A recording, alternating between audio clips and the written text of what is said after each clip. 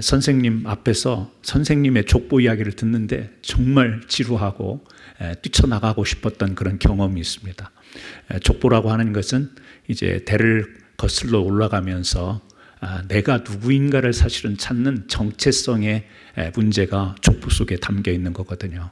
혹시 집에 족보를 가지고 계신 분 계세요? 사본일지라도 가지고 계신 분들도 있을 겁니다.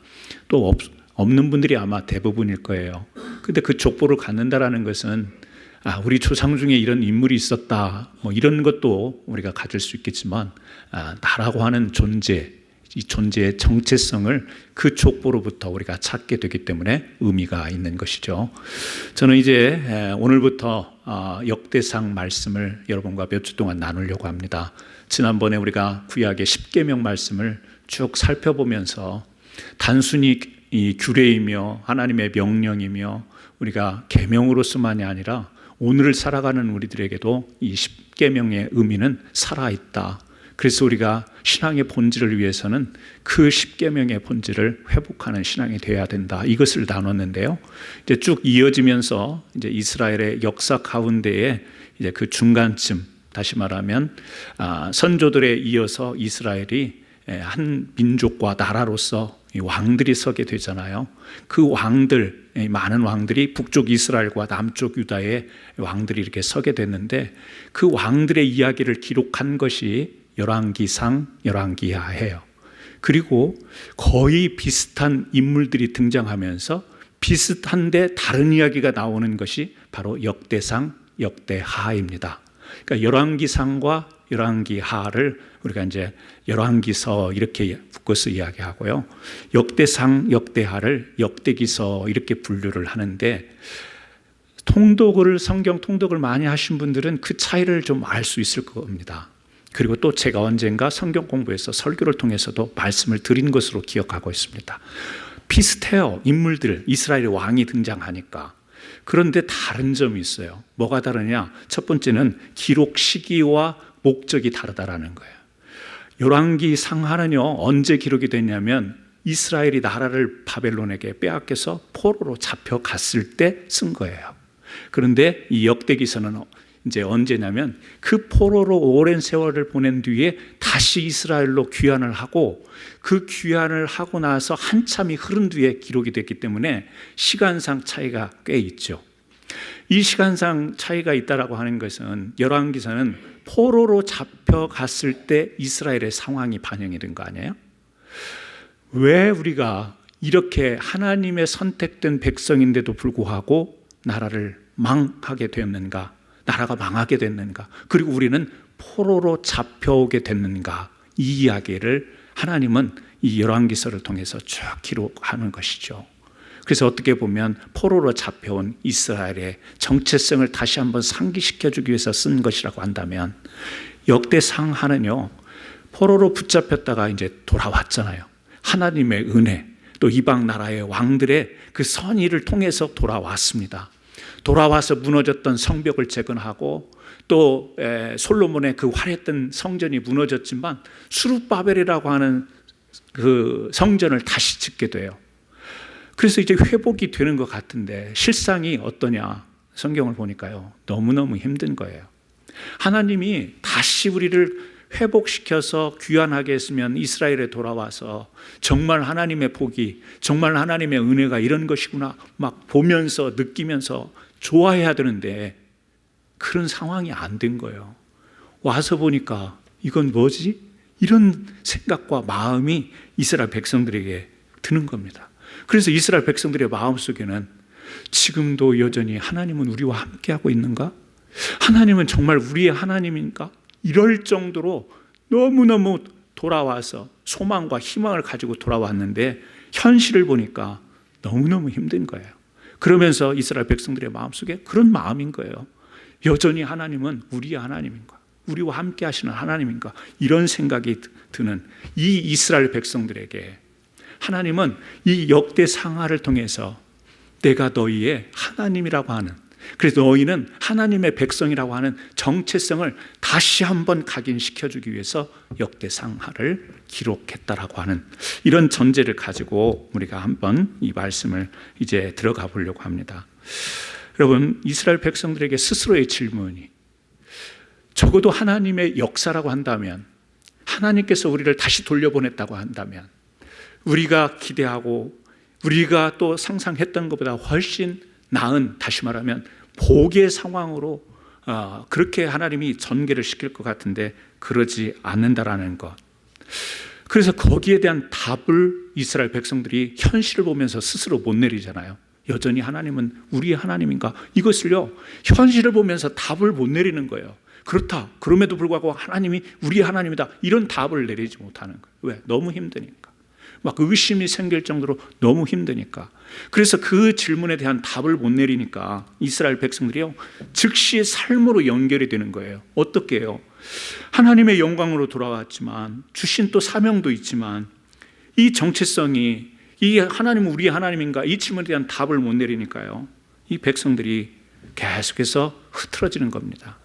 살아야 될 이유, 다시 말하면 사명, 이 정체성이 흔들리면 우리가 해야 될 일들, 무엇을 해야 되지, 어떻게 살아야지, 이 일이요 자연스럽게 흔들리게 되어 있는 것입니다. 우리가 그래요. 지금 이스라엘 백성의 문제가 아니라 우리도 살아가면서 우리에 대한 이 정체성이 분명하지 않으면 오늘을 살아가는 것도요 굉장히 힘겹게 살아갈 수 있습니다. 정체성이 분명하면 내가 어디에 서 있고 내가 무엇을 해야 되며 내가 어떻게 나가야 되는가, 이게 분명하면요 삶이 바쁘고 힘들고 어려워도 뚫고 나가는 삶을 살 수 있는 거예요. 근데 항상 질문이, 나는 뭐지? 나는 어디에 있지? 나는 무엇을 해야 되지? 답을 못 내려요. 그런 삶을 살아가게 되는 것입니다. 그러니 사명이라고 하는 것, 이스라엘은요 하나님이 선택한 민족, 열방에 본을 보이기 위해서 내 백성으로 삼은 백성들입니다. 제사장 나라로 불렀습니다. 그런데도 이 사명을 이들은 제대로 붙들 수가 없는 것이죠. 오늘 1절부터 54절 우리가 읽은 4절까지 제가요 굉장히 양보를 많이 했어요. 왜냐하면 1절부터 54절까지 읽으면 읽다가 여러분들 다 지칠 것 같아서 양보하고 1절부터 4절까지 읽었습니다. 그런데 여러분 뒤에 보시면요, 여러분 글자니까 다 보이잖아요. 계속 이름이 나와요. 반복적으로. 54장까지만 나오나요? 아니죠. 9장까지 계속 이어집니다. 이렇게 우리가 성경을 통독 창세기부터 요한계시록까지 한번 1년 동안 읽어봐야지 마음을 먹다가 이 부분에 오면 다 꺾여요. 미루게 돼요. 읽다가 지루하니까 내일 읽지 이러면서 대부분 역대상 이쪽에서 다 꺾입니다. 왜? 사람 이름, 나에게 뭘 가져다 준 사람들도 아니고 나하고 친한 사람들도 아니고 읽다 보면 의미도 모르겠고, 그래서 굉장히 따분하고 지루한데 왜 역대상 처음에 많은 부분을 할애해서 몇 장을 할애해서 하나님은 이렇게 이름을 써갔는가, 우리가 좀 들여다봐야 되지 않겠습니까? 저는 이 족보를 보면서요 두 가지를 생각해요. 하나는 뭐냐면 연결성, 또 하나는 연속성이라고 하는 거예요. 연결이 되는 거죠. 연결이 되어야 연속이 되는 것이죠. 그래서 이 연결성과 연속성이라고 하는 그런 입장으로 이 말씀을 우리가 좀 보면 좋겠는데요. 마태복음이나 누가복음을 보게 되면 누가 누구를 낳고 뒤에 그래도 조금 서술이 있어요. 누가 누구를 낳고. 그런데 역대상은요 이름만 툭툭 던져놓잖아요. 아담, 셋, 에노스 이름만 쭉 던져놓는다고요. 자, 이스라엘의 시작은 사실은 믿음의 조상 아브라함부터 시작이 되는 것으로 이스라엘 백성들도 그렇게 알고 있고 우리도 그렇게 알고 있습니다. 이스라엘 백성의 기원을 어디서부터 찾냐면 믿음의 조상 아브라함부터 오늘 찾게 돼 있어요. 그런데 오늘 성경을 읽다 보면요 아브라함이 어디에 등장하는 줄 아세요? 역대상 1장 28절에 등장해요. 27절에 등장하는데, 자, 한참을 많은 사람들을 이야기한 뒤에 한참이 지난 뒤에 27절 28절에서 아브라함은 조상들이요, 28절 아브라함의 자손 이삭과 이스마엘이라, 여기에서 소개를 합니다. 그러니까 지금 이 역대상 또 열왕기상을 썼던 것은 이스라엘 백성들이 혼란한 시기에 또 다시 재건을 해야 되는 시기에 흐트러졌던 그 이스라엘 백성들에게 정체성을 분명히 해주려고 그런 목적으로 쓰여진 건데, 그렇다면 이스라엘 백성들의 기원, 이 아브라함부터 이야기를 시작해야 될 것 같은데요, 오늘 역대상은 아담부터 시작을 합니다. 우리는 이해가 되죠. 왜냐하면 창세기에 아담이 등장하니까 성경 처음부터 이렇게 인물을 쭉 쓴 것으로 이해하지만 이스라엘 백성의 입장에서 보면 너무 방대한 거예요. 자, 그러니까 아브라함 이전에 보면 한참 여러 사람들이 연결이 되어 있잖아요. 그리고 그 연결에 의해서 아브라함, 이스라엘 백성의 민족의 조상이라고 여기는 그 아브라함이 중간쯤에 서 있잖아요. 하나님은 이것을 통해서 이스라엘 백성의 정체성을, 이 이스라엘이라고 하는 나라와 민족을 아브라함에 국한시키지 않고 그 이전으로 계속 올라갑니다. 그래서 어디까지요? 아담까지. 그러면 아담이 이스라엘의 조상이냐 이걸 이야기하려고 하는 게 아니라 결국에 그 아담을 지으신 분은 누구냐? 연결을 해 올라가 봤더니 하나님이다. 이것을 설명하는 것이죠. 우리나라 한국의 단군 이렇게 조상의 어떤 기원 이렇게 삼는 신화들이 있긴 한데요. 이스라엘 백성들에게도 아브라함이 자기네들의 조상으로 이렇게 딱 생각이 되는 시작을 거기서부터 해야 될 것 같은데 하나님은 그 시작이 어디냐? 아담도 아닌 거예요. 이 아담도 아니고 거슬러 올라가 보면 하나님이다.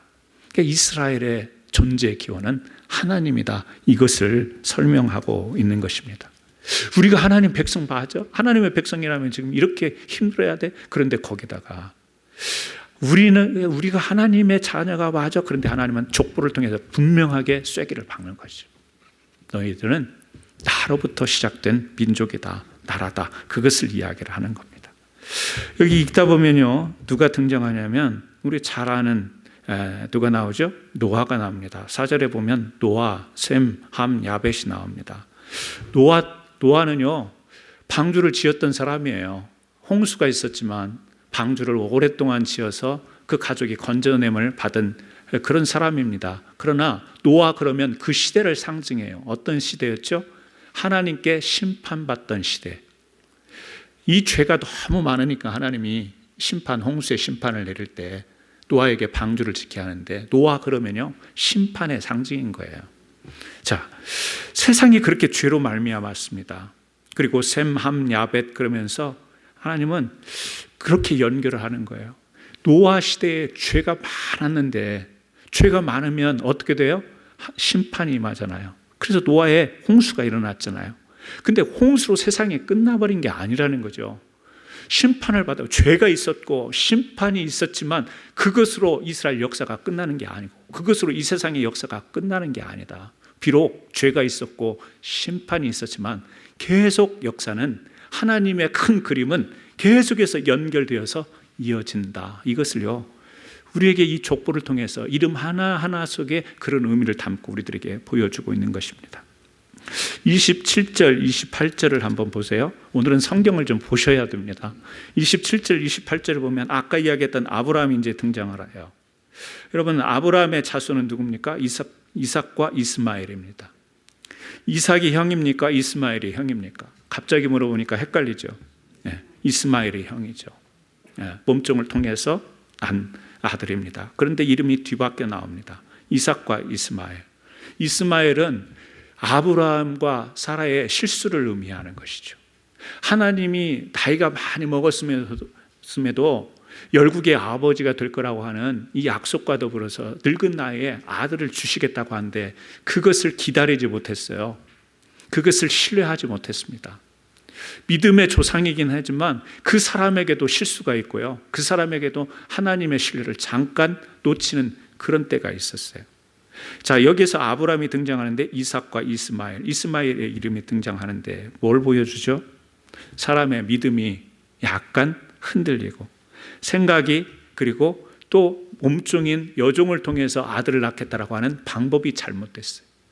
믿음도 흔들렸어요. 생각도 잘못됐어요. 방법도 잘못됐어요. 그런데 하나님은 그것을 통해서 아브라함에게 주셨던 약속을 파기하시지는 않습니다. 어떻게 하죠? 계속 이어가세요. 연결해서 이어가시니까 29절에 이어지잖아요. 이스마엘의 족보는 이러하니 그러면서 계속 이어져 가요. 자, 앞에서는 노아 때의 죄악과 심판이 있었어요. 믿음의 조상이라고 하는 아브라함에게는 신실한 믿음, 하나님이 부르신 믿음을 붙잡고 나가기는 했지만 믿음, 생각, 방법에 있어서 실수가 있었어요.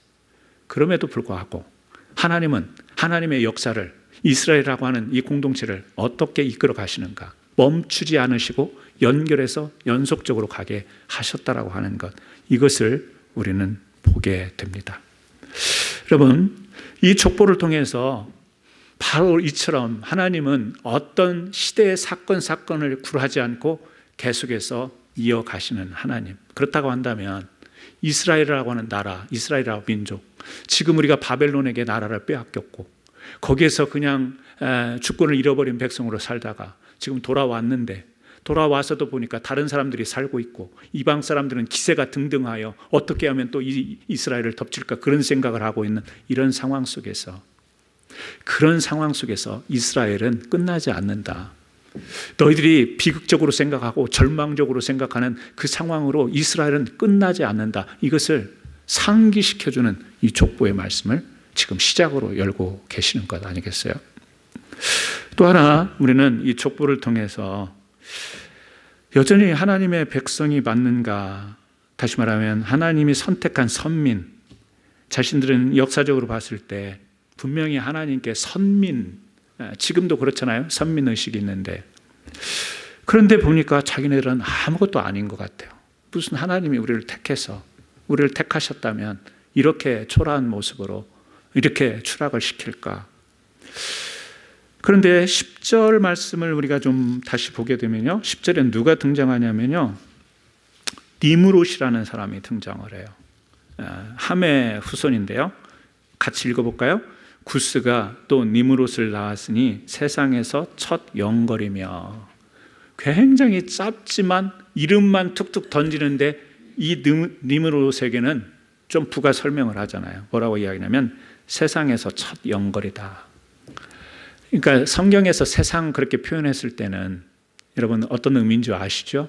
그냥 우리가 살아가는 이런 월드의 개념이 아니고 하나님 밖에서의 그런 의미잖아요.